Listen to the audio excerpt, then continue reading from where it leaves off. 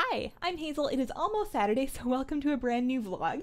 This week in WoW, we had a brand new dev Q&A, and I just love these. They are so interesting and informative, and just like the transparency, it just feels good. So they had a new dev Q&A. The full notes are up on sites that do that kind of thing. The highlights for me were them talking a little bit more about the thing we heard this week regarding tier sets in Battle for Azeroth. In case you missed it, raid tier sets, you know, that thing where you get 2 pieces of gear from a raid and you can do like a thing, and then you get 4 pieces from that set, and you can do another thing, there's like 6 total pieces, and then you can't wear anything because you can't break your stat bonus.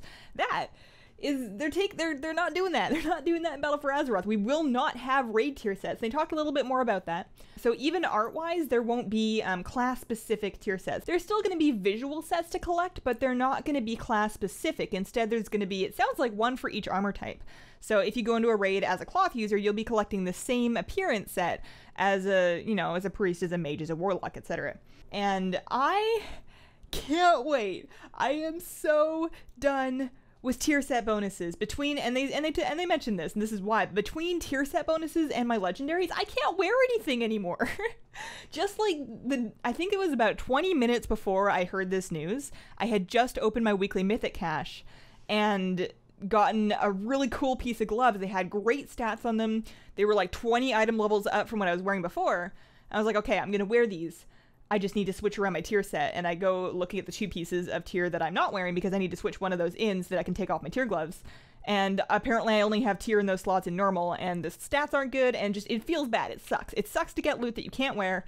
And honestly, tier set, like collecting your tier set, was never that fun for me. It was something that you got out of the way so you could get on with raiding. So I'm really glad to see that go. I think they're probably, I don't know this, but I have a feeling they're probably going to continue to do like little things like the 2 sets of like a neck and like a ring, or like a, you know, little bitty sets. But for the most part, those kind of bonuses are going to be from your Azerite slots of armor, and there will be specific traits you can only unlock in your Azerite armor if you got that piece in a raid, if that makes any sense. So it's still, there's still going to be definite gear incentives for raiding. I'm going to scooch back just so that we have a little bit more cat cam, because I know why some of you are here.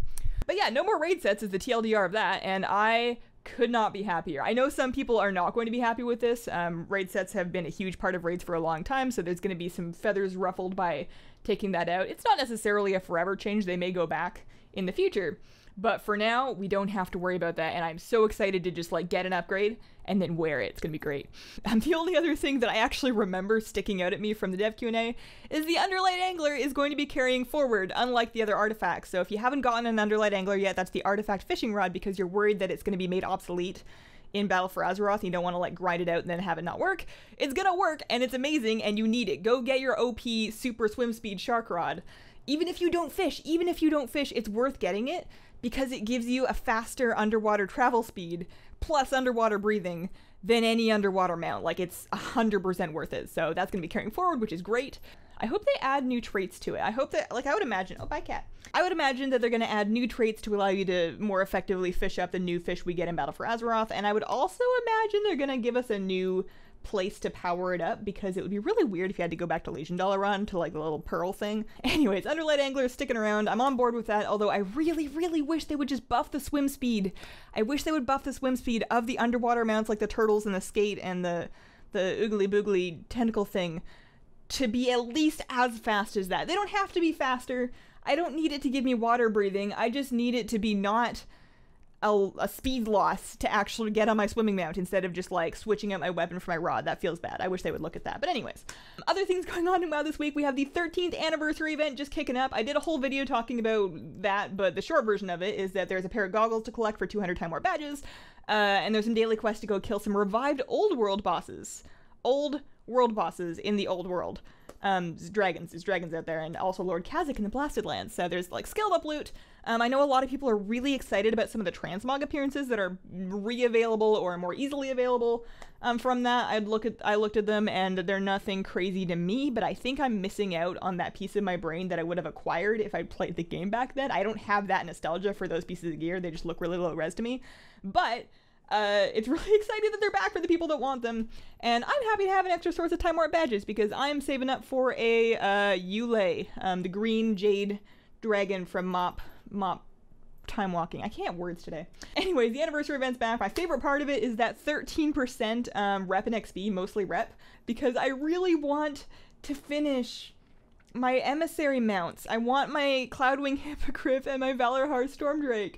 Sometime between now and Battle for Azeroth would be great. I'm at 14 caches for each. My next cache is going to be my 15th one for each of those 2 reps, which I know isn't crazy unlucky. I feel like it's a 1 in 10 chance to get the mount, so I'm not like really unlucky, but I'm not exactly winning the lottery either, so that'd be great if I can get that done. Other things this week, I got my copy of the Hearthstone Cookbook, and it's adorable. Actually, I'm going to grab it. Goodbye, hang on. Okay, so this is the Hearthstone Cookbook. For size comparison, this is the World of Warcraft Cookbook. So the Hearthstone one is like teeny tiny. I found out about this through Twitter. I think it's been a little bit undermarketed. I've heard a lot of people saying they had no idea this was a thing, but it's a thing, it's out. It is cheaper than the WoW Cookbook, and it is smaller, so that does make sense. I got mine on Amazon for $13. I have it on the top of my Amazon recommendations. There's a link in the description. You can also get it in the WoW Gear store for $20 if you would prefer to pay $8 extra and not have the benefit of Amazon Prime. But anyways, I got it. I didn't even look at what it might contain. I just insta-ordered it because it's done by the same author. Chelsea Monroe Castle also did the World of Warcraft Cookbook, and that has been amazing. So this was like an instant buy for me. And we have more recipes for the baking stream. So I took a look through it. I'm going to do, I think, a full review video once I've had a chance to make a bunch of this stuff. But from my first read through, about half of this book is cocktails and mocktails, and the other half is split evenly between like bar food, and then there's some desserts in here. And that's just so exciting because it makes sense. It's the Innkeeper's Tavern Cookbook, and it contains things that you might serve if you were an innkeeper in a tavern. And my only disappointment is that I don't have a tavern or anybody to invite over.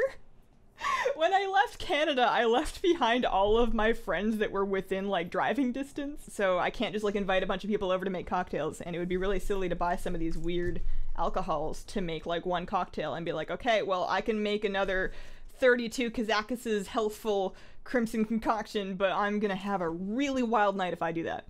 Anyways, can't wait to try some of that stuff out. I will do a full review once I have tried some of the food, although I fully expect it to be amazing because nothing from the WoW Cookbook wasn't amazing. Anyways, questions from this week. So this first one's not really a question, but this comes up a lot, so I'm going to address it here anyways.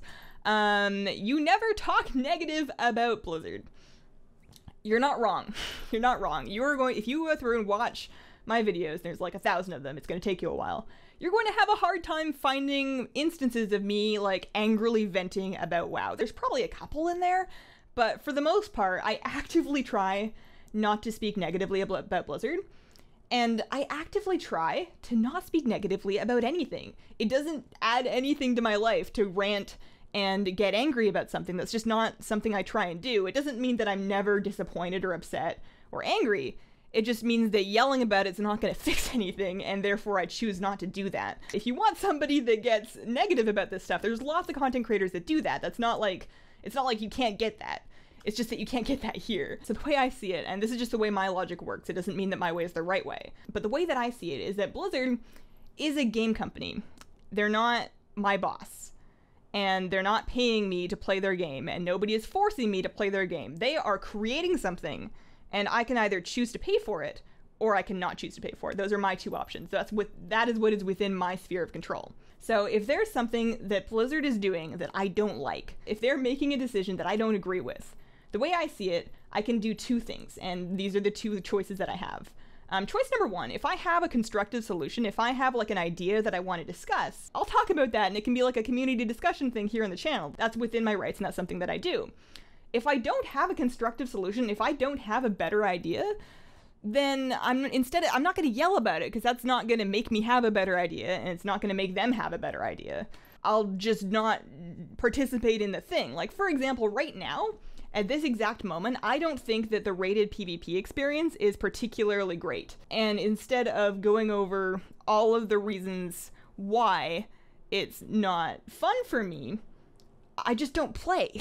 I just don't do it. And if I think of something that could make PvP better that I think could be potentially implemented, I will absolutely make a video about that and talk about it. But I'm going to try and do that in a way that's constructive and starts a discussion and is not just like actively pooping on something that somebody else made because I don't like it. At the end of the day, I don't work for Blizzard. What they do is absolutely out of my control, and getting mad won't help, so I don't do that. Speaking of the PvP thing though, I actually have an idea that I'm planning on making a video on. I don't know exactly when, but you know, soon. But I have like a bunch of thoughts about that, about what could be done to improve rated PvP. So anyways, stay tuned for that. Sean asks, of the allied races announced so far, which one is your favorite for Alliance and Horde?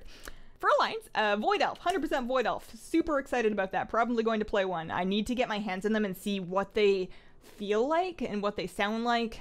And I want it, though. I'm real excited about Void Elf. And then for Horde, my favorite of the 3 allied races is Zandalari Trolls. I love trolls, and I really love the direction that they're going with them with the Zandalari Trolls. I love the upright male troll posture for the Zandalari Trolls. I like the look of the female ones. And if I am playing Horde for whatever reason, that's definitely what I want to do. If I ever one day, for some reason, make another Horde Druid to PvP on, I want it to be a Zandalari Troll. I think that would be great. To be honest, though, of the 6 allied races that they've announced so far, the only one of them that really underwhelms me is Lightforged Draenei. And that's just because, to me, they don't look that different from regular Draenei. Like, you just got some extra horns and you, like, rub butter on yourself in the shower. I don't really get it. But maybe I will when I've seen more of them. So if you are really excited for Lightforged Draenei, I am sorry. Omer says, hi Hazel, got 2 questions for you. What do you think about playable Nightborne? And what do you think about the new Overwatch hero? So playable Nightborne, I think, is really exciting. And I think that a lot of the Horde player base that plays Blood Elves right now, I think I looked at a stat sheet. It was a while ago, so I could be very wrong here. But I think I saw that, like, over half of the Horde plays Blood Elves. I think a good chunk of those people that are playing Horde but are playing the prettiest Horde race may very well switch to Nightborne. I think that having additional pretty options for the Horde is a really great thing, and that Nightborne have such a beautiful aesthetic, and like all of Suramar was just so gorgeous. I think having a piece of that as a playable race is awesome. The other reason why playable Nightborne are exciting for me is that in Battle for Azeroth, Nightborne, and for that matter, the Lightforged Draenei and the High Mountain Tauren are going to be like 1 expansion old. And what that means is that it kind of opens up a precedent for adding races that are not necessarily current in the new expansion. Like, we could get Vrykul. I really want Vrykul. I don't know why. I think that every one of my human characters would be infinitely cooler as a Vrykul, assuming that their class could be that. I really have my hopes up for a Vrykul allied race at some point. You know, one day. It doesn't have to be anytime soon. I'm going to be very busy void elfing it up. But it opens up a precedent that, in my mind, means that my Vrykul dream is not dead. As far as Moira in Overwatch, I actually played a little bit of Overwatch last night. I got tricked into competitive. I didn't think we were queuing for competitive, but we did, so I couldn't try out Moira because she's not active in competitive yet. But anyways, I'm excited to play her. I have looked through all of her cosmetics and stuff. I haven't actually played her yet. I'm excited about it because it's a new healer, and I tend to wind up playing either healers or tanks when I play Overwatch, so I'm glad to have another option to play around with. She looks really powerful, and I'm excited to try that. My only concern with Moira is that her nails kind of freak me out. Really long nails. I can't. I have such a hard time with it. I can never let my nails grow very far past the ends of my fingers, even if I think it looks nice, because as soon as I can hear them on my phone screen, it's just over. I can't even. Also, I'm kind of surprised that when you get Moira's golden weapon skin for like the competitive points thing, it just gives her little gold bracers. I think it should give her gold bracers and gold fingernails. Like, if you're gonna go for the nails, you may as well bling them out when you have a golden weapon, don't you think? Anyways, that has been my week. Thank you guys so much for watching. Stream this afternoon, 3 p.m. Pacific.